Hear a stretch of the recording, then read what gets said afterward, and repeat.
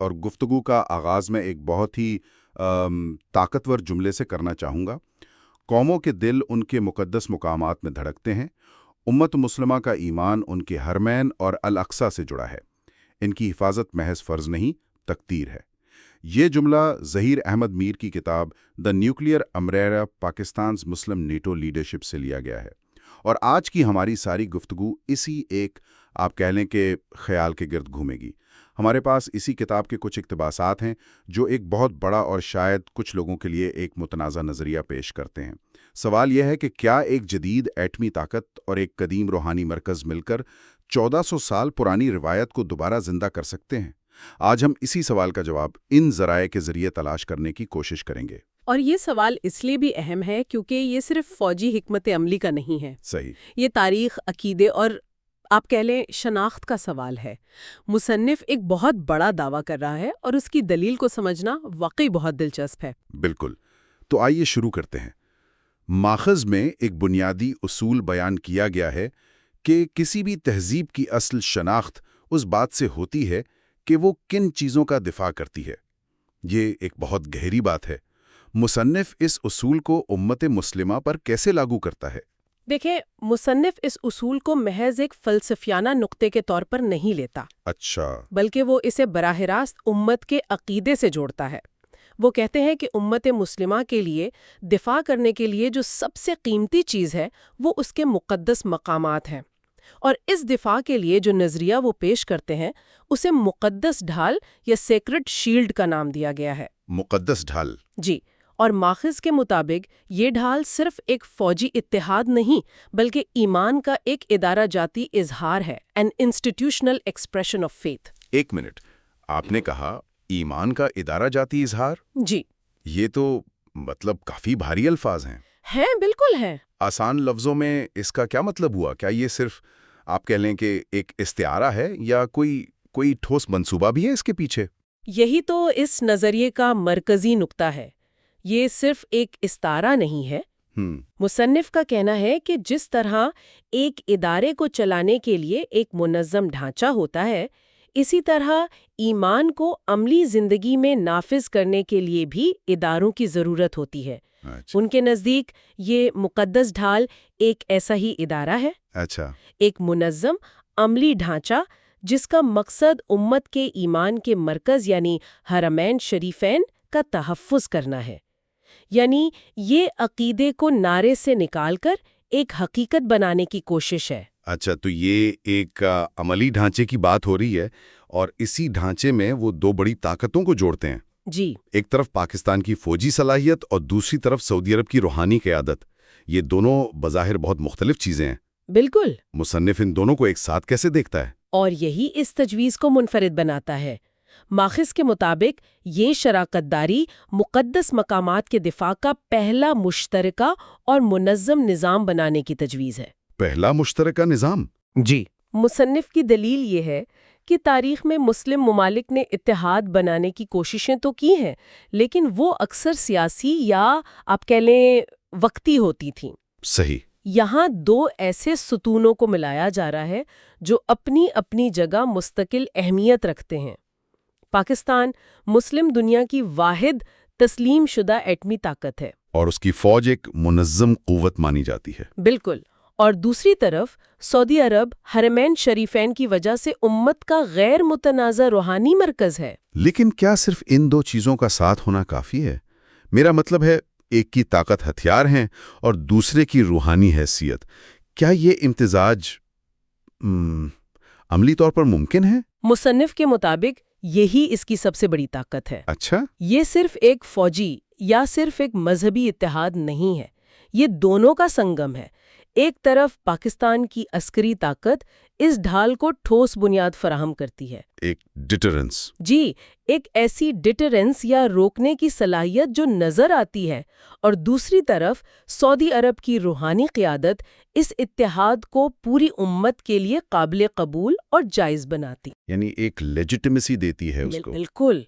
مصنف کا خیال ہے کہ اس کے بغیر کوئی بھی فوجی اتحاد صرف چند ممالک کا گٹھ جوڑ لگے گا، پوری امت کی نمائندگی نہیں کرے گا۔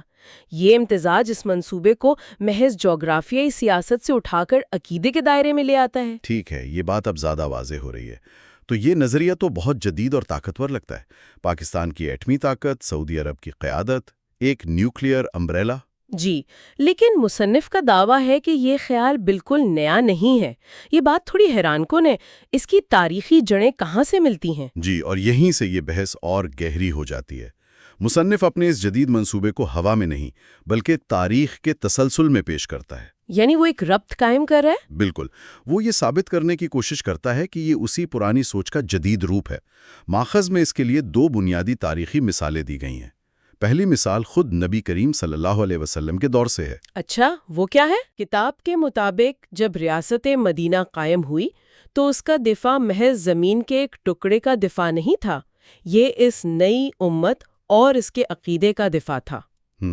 مکہ اور مدینہ کے حرمت کا دفاع براہ راست ایمان کا حصہ سمجھا جاتا تھا، یعنی ریاست کا تحفظ اور دین کا تحفظ یہ 2 الگ الگ چیزیں نہیں تھیں بلکہ ایک ہی عمل کے 2 پہلو تھے۔ صحیح۔ مصنف کے مطابق دفاع کا یہ تصور اسلام کے آغاز سے ہی اس کے ڈی این اے میں شامل ہے۔ یعنی یہ کوئی جذباتی نعرہ نہیں تھا بلکہ ریاست کی بنیادی ذمہ داریوں میں سے ایک تھا۔ بالکل۔ یہ تو ریاست مدینہ کی مثال ہے۔ کیا اس کے بعد بھی اس کی کوئی عملی شکل نظر آتی ہے تاریخ میں؟ جی، اور دوسری مثال اس سے بھی زیادہ ٹھوس ہے۔ ماخذ میں واضح طور پر خلفائے راشدین کے دور کا ذکر ہے جنہوں نے خاص طور پر حرم فورسز قائم کی۔ حرم فورسز؟ جی، اب یہ بہت دلچسپ بات ہے۔ یہ کوئی عام فوجی دستے نہیں تھے۔ ان کا واحد مقصد، ان کی پوری تربیت صرف اور صرف حرمین کے تحفظ کے لیے وقف تھیں۔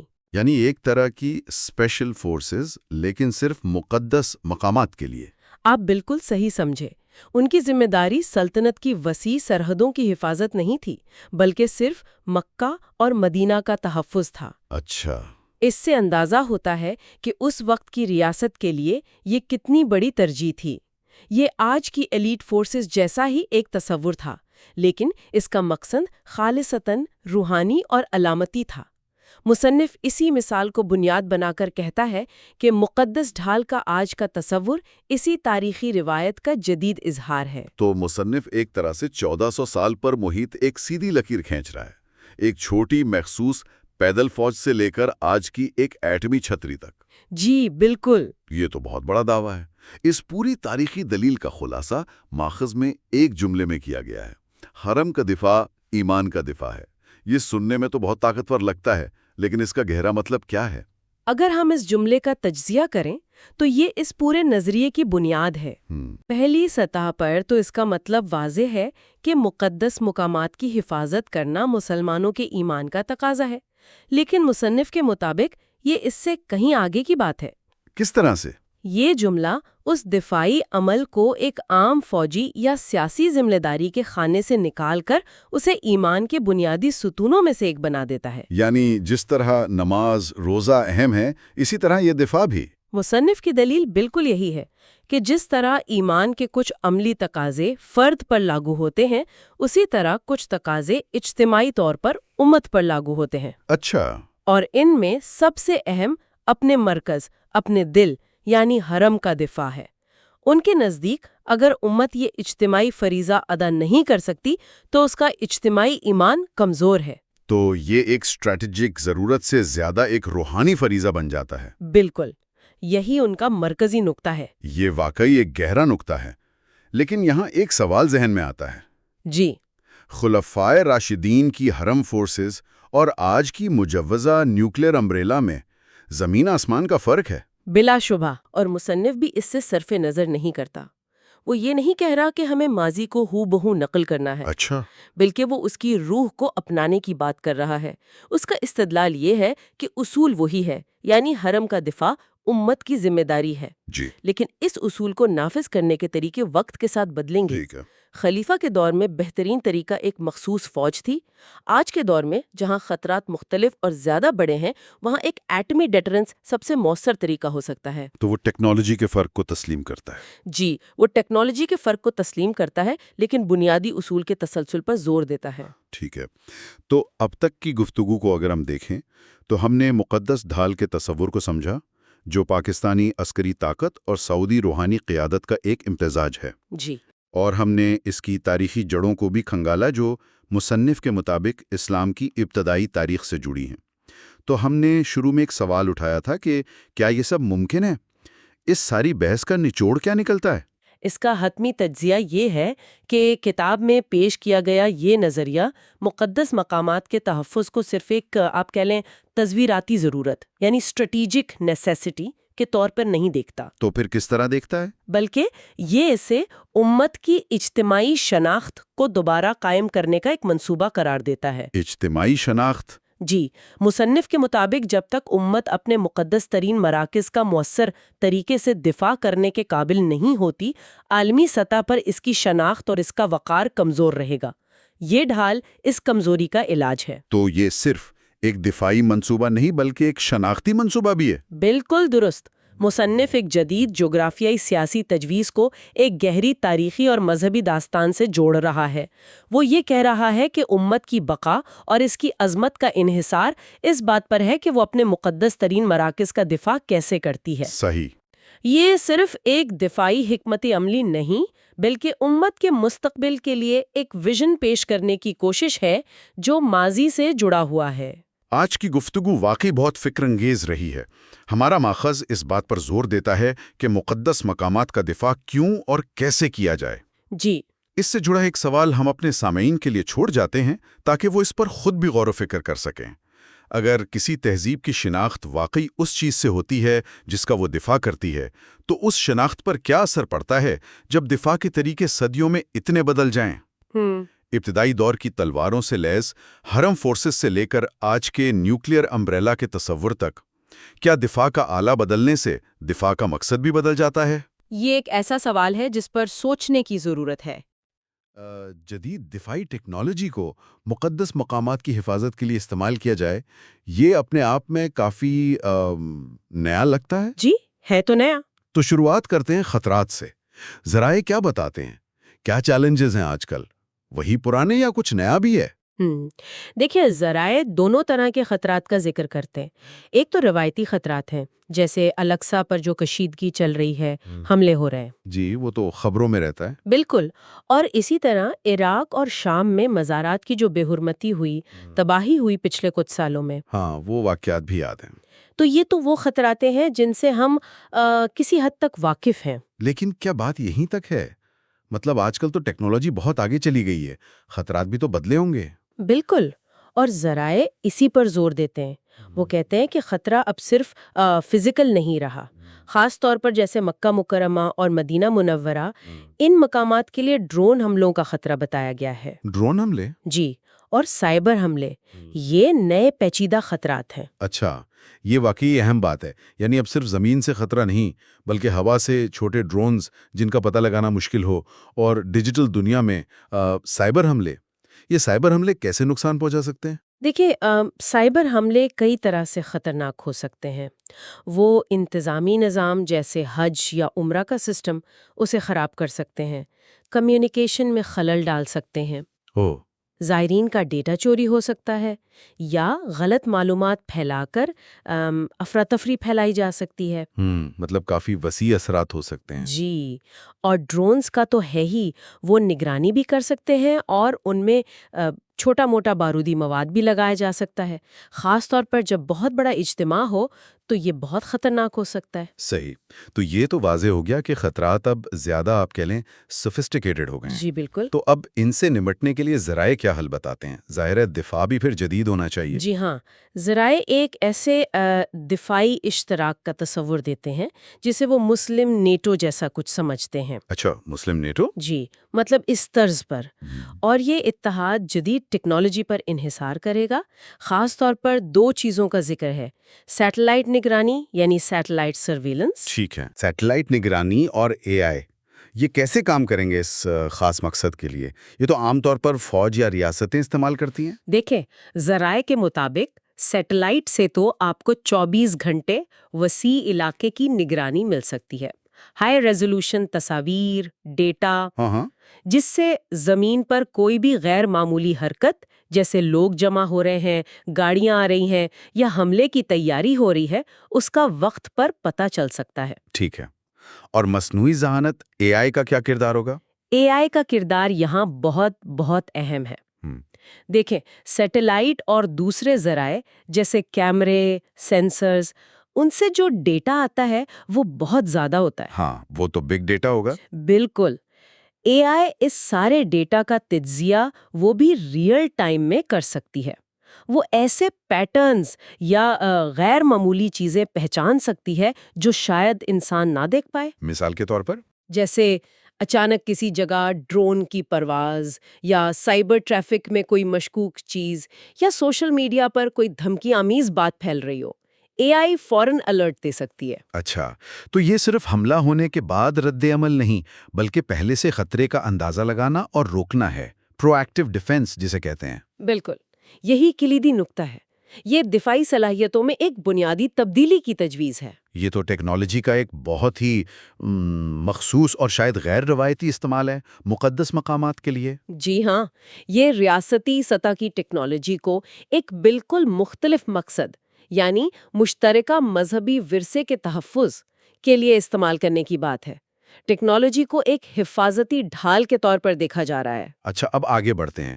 اس مجوزہ اتحاد میں کون سے ممالک کا کردار اہم بتایا گیا ہے؟ ذرائع کیا کہتے ہیں؟ ذرائع خاص طور پر 2 ممالک کا ذکر کرتے ہیں، پاکستان اور سعودی عرب۔ ٹھیک ہے۔ پاکستان کے بارے میں کہا گیا ہے کہ وہ اپنی ٹیکنیکل اور ملٹری مہارت دے سکتا ہے، جیسے انٹیلیجنس شیئرنگ، تجزیہ، ضرورت پڑنے پر اسپیشل فورسز بھیجنا اور شاید کمانڈ اینڈ کنٹرول سینٹر بنانا اور چلانا۔ یعنی پاکستان کا کردار زیادہ آپریشنل اور ٹیکنیکل قسم کا ہوگا۔ جی، ایسا لگتا ہے۔ اور سعودی عرب، ان کا کیا کردار بتایا گیا ہے؟ سعودی عرب کے لیے ایک مختلف، آپ کہہ لیں، روحانی اور انتظامی قیادت کا کردار تجویز کیا گیا ہے۔ روحانی پیشوائی اور انتظامی قیادت؟ جی، کیونکہ حرمین شریفین کی میزبانی ان کے پاس ہے تو ان کا ایک خاص مقام ہے۔ یہ کردار اسی حوالے سے ہے۔ یہ تقسیم دلچسپ ہے۔ ایک طرف پاکستان اپنی عسکری اور انٹیلیجنس صلاحیتوں کے ساتھ، جی، اور دوسری طرف سعودی عرب اپنی مذہبی اہمیت اور انتظامی تجربے کے ساتھ۔ کیا یہ صرف علامتی بات ہے یا اس میں کوئی عملی وجہ بھی ہے؟ نہیں، یہ عملی طور پر بھی کافی منطقی لگتی ہے۔ ہر ملک اپنی خاص طاقت استعمال کرے۔ پاکستان دفاعی ٹیکنالوجی میں آگے ہے، ٹرینڈ لوگ ہیں۔ سعودی عرب کے پاس حرم کے انتظامات کا وسیع تجربہ ہے اور عالم اسلام میں ایک مرکزی حیثیت ہے۔ تو اس سے شاید زیادہ مؤثر تعاون ہو سکتا ہے؟ جی، ذمہ داریاں واضح ہوں گی تو تعاون بہتر ہو سکتا ہے۔ ہر کوئی وہ کام کرے جس میں اسے مہارت ہے۔ کیا یہ سارا منصوبہ صرف ایک خیال ہے یا ذرائع اس کو عملی شکل دینے کے بارے میں بھی کچھ بتاتے ہیں؟ کوئی ٹھوس بات؟ ذرائع ایک اہم اشارہ دیتے ہیں۔ وہ 2025 کے ایک دفاعی معاہدے کا ذکر کرتے ہیں۔ اچھا۔ جی، اور کہتے ہیں کہ اس معاہدے میں مقدس مقامات کے تحفظ سے متعلق خاص شقیں یعنی کلوزز شامل کی گئی ہیں۔ تو یہ صرف تجویز نہیں بلکہ اسے باقاعدہ معاہدوں کا حصہ بنانے کی کوشش ہوئی ہے یا کم از کم منصوبہ بندی ہوئی ہے۔ یہ تو اس تصور کو کافی سنجیدہ بنا دیتا ہے۔ بالکل، اس سے لگتا ہے کہ یہ معاملہ اعلیٰ سطح پر زیر بحث رہا ہے، یہ صرف خیالی بات نہیں۔ صحیح۔ اگر معاہدے میں ایسی شقیں ہیں تو اس کا مطلب ہے کہ سیاسی اور عسکری ارادہ شاید موجود ہے، بھلے تفصیلات ابھی سامنے نہ ہوں۔ چلیں اب اس پر آتے ہیں کہ اگر یہ اتحاد بنتا ہے تو اسے چلانے کا نظام کیا ہوگا؟ کوئی ادارہ جاتی ڈھانچہ بھی بتایا گیا ہے؟ ہاں، ذرائع ایک باقاعدہ انسٹیٹیوشنل فریم ورک کا خاکہ دیتے ہیں۔ اس کی بنیاد ایک سیکرڈ سائٹس پروٹیکشن چارٹر پر رکھی گئی ہے۔ سیکرڈ سائٹس پروٹیکشن چارٹر، یہ کیا چیز ہوگی؟ یہ غالباً وہ بنیادی دستاویز ہوگی جس میں سارے اصول، مقاصد اور کام کرنے کا طریقہ لکھا ہوگا، جیسے کسی تنظیم کا آئین ہوتا ہے۔ ٹھیک ہے، یہ تو ہوئی نظریاتی بنیاد۔ عملی طور پر کون سے ادارے یا یونٹس کام کریں گے اس چارٹر کے تحت؟ جی، ذرائع چند اہم یونٹس کا ذکر کرتے ہیں۔ ایک تو ہے تیز رفتار رد عمل یونٹس، یعنی ریپڈ رسپانس یونٹس۔ اچھا۔ ان کا کام ہوگا کہ کسی بھی ایمرجنسی جیسے حملے کی کوشش میں فوراً حرکت میں آئیں اور کارروائی کریں۔ یعنی فرسٹ رسپونڈرز کی طرح۔ جی بالکل۔ دوسرے ہیں intelligence fusion centres. Intelligence fusion centres fusion centres? جی، یہ بہت اہم ہوں گے۔ یہ مختلف ذرائع سے، جیسے سیٹلائٹ، سائبر نگرانی، انسانی انٹیلیجنس، سب سے معلومات اکٹھی کریں گے، اے آئی کی مدد سے تجزیہ کریں گے اور ایک مکمل تصویر بنا کر فیصلہ کرنے والوں اور ریپڈ رسپانس ٹیموں کو دیں گے۔ یعنی یہ انٹیلیجنس کا ہب ہوں گے؟ بالکل۔ اور تیسرا، جو کہ کافی منفرد ہے، وہ ہے ثقافتی ورثے کے تحفظ کے یونٹس۔ Cultural heritage units? ثقافتی ورثے کے تحفظ کے یونٹس یہ کیا کریں گے؟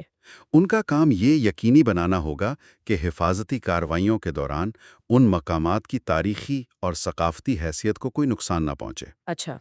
ان میں شاید آثار قدیمہ کے ماہرین، ورثے کے تحفظ کے ماہرین شامل ہوں، جو بعد میں بحالی کے کاموں میں بھی مدد دے سکیں۔ یہ تو واقعی ایک بہت جامع منصوبہ لگتا ہے۔ فوری ایکشن، پہلے سے معلومات اور ثقافتی پہلو کا بھی خیال۔ جی۔ لیکن اتنے بڑے نظام کی نگرانی کون کرے گا؟ یہ جواب دہ کس کا ہوگا؟ ذرائع کے مطابق یہ پورا نظام براہ راست وزیرائے دفاع کی کاؤنسل آف ڈیفنس منسٹرز کو جواب دہ ہوگا۔ بلکہ اسے بہت سنجیدگی سے لیا جا رہا ہے۔ یہ واقعی قابل ذکر ہے۔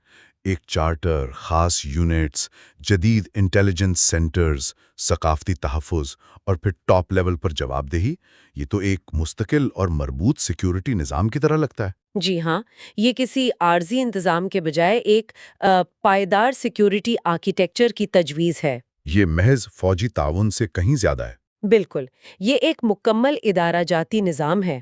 ہم نے اب تک دفاعی، تکنیکی، سفارتی اور ادارہ جاتی پہلوؤں کو دیکھا، لیکن کیا ان ذرائع میں اس اقدام کی کوئی گہری اخلاقی یا ایمانی بنیاد بھی بتائی گئی ہے؟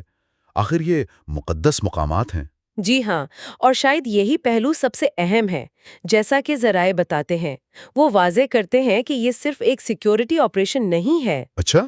اسے ایمان، امت کے وقار اور اتحاد کی علامت کے طور پر پیش کیا گیا ہے۔ یعنی یہ صرف عمارتوں کی حفاظت نہیں، بلکہ ان سے جڑے کروڑوں لوگوں کے جذبات، تاریخ اور شناخت کا معاملہ ہے۔ عین ممکن ہے کہ یہی بات ہو۔ یہ اقدام مسلم امہ کے رد عمل کے طریقے کو بھی بدلنے کی کوشش لگتا ہے۔ کس طرح؟